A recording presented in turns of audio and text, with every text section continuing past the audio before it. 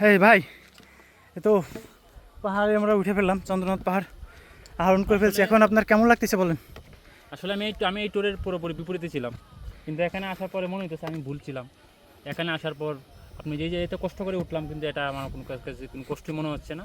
এই যে চোখের শান্তি, এই যে ভিউ, এই নয়ন অবিরাম ভিউ আপনার কখনোই পাবেন না। এই যে পাহাড়ে আসলে মনে হবে যে কষ্টটা কোনো কষ্টই না, তা আপনার মুহূর্তের মধ্যে আপনার কষ্টটা আপনার প্রশান্তিতে রূপ নিয়ে নেবে। স্যার, আপনার তো ওঠার সময় বেশ কষ্ট ছিল, এখন কেমন লাগছে? ওঠার সময় বেশ কয়েকবার মনে হয়েছিল বাদ দিই, পেছনে ফিরে যাই, আর দরকার নেই, আরেক দিন আসবো, যদি কখনো কপালে থাকে আসবো, না হলে আসবো না। কিন্তু বারবার মনে হচ্ছিল যে এত দূর যখন এসেছি আর একটু উঠে যাই।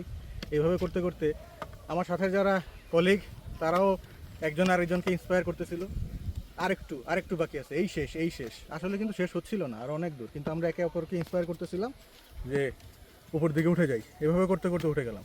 উঠে যাওয়ার পরে এই যে এতক্ষণের যে কষ্ট, সেই কষ্ট সম্পূর্ণ পানি হয়ে গেছে।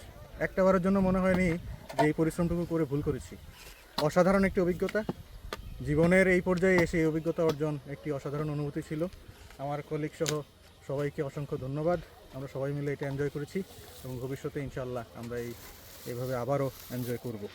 শাহজাহান ভাই, আপনি আসলে আসার সময় যে বমি করছেন, মানে আপনি তো বেশ ক্লান্ত হয়েছেন, আসবেন না, আপনাকে বেশ এক প্রকার জোর করে আনা হয়েছে মাছ থেকে।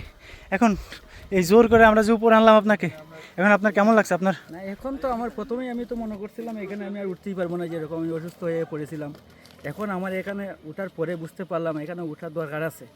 এত ভালো জায়গায়, এত সুন্দর ভিউ, এখানে আমার এই বয়সে কখনো এই ভিউটা আমি দেখি নাই। ধন্যবাদ শরীফুল ভাই আমাদেরকে উৎসাহ দেওয়া নিয়ে আসার জন্য। ওকে, ভালো থাকবেন। এই শুকুর ভাই, আপনার কেমন লাগছে বলেন? আমি বলবো কাজের ফাঁকে ফাঁকে আপনারা আল্লাহর এই অপরূপ সৃষ্টিগুলো দেখুন একটু। এগুলো যত ঘুরবেন তত অভিজ্ঞতা হবো। যদি অনেক কষ্ট হয়েছে, তারপর অনেক ভালো লাগতেছে যে এখানে না আসতে বুঝতাম না যে আল্লাহর কি সুনিপুণ সৃষ্টি।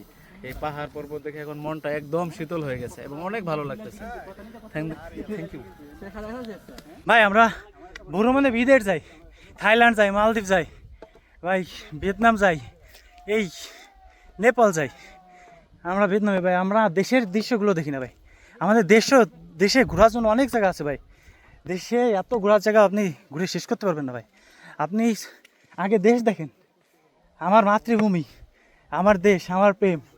এই দেশ দেখেন, আমার দেশটা কত অপরূপ, আল্লাহ কত নিয়ামত, কত দৃশ্য দেশ শেষ করছে ভাই। এই সব দৃশ্য এখন আপনি দেখবেন, আপনার মুখ দিয়ে অটোমেটিক বেরোয় যাবে আল্লাহ মহান, আল্লাহর অপরূপ সৃষ্টি, আল্লাহর গুণগান আপনি সবসময় গাবেন ভাই। কি সৃষ্টি ভাই! এইসব দৃশ্য দেখার জন্য ভাই আপনার কাশ্মীর যাওয়ার প্রয়োজন নেই, আপনার ইন্ডিয়া যাওয়ার প্রয়োজন নেই, আপনার পাকিস্তান যাওয়ার প্রয়োজন নেই ভাই। আপনি হিমালয় যাওয়ার প্রয়োজন নেই এইসব দৃশ্য দেখার জন্য ভাই। আমার দেশেই করেন, চন্দ্রনাথ পাহাড়ে আসেন, আপনি দৃশ্য দেখেন। আমি আপনাদের ভাই কথা দিচ্ছি, এই চন্দ্রনাথ পাহাড়ে আপনার যত কষ্ট, যত পরিশ্রম আছে সব হয়ে যাবে, বিলীন হয়ে যাবে। কোনোই কষ্ট থাকবে না ভাই, বিশ্বাস করেন, কোনোই কষ্ট থাকবে না। শুধু আপনি এখানে আসলে আপনার মনটা একবার ভালো হয়ে যাবে। এখানে বারবার আসতে মন চায়।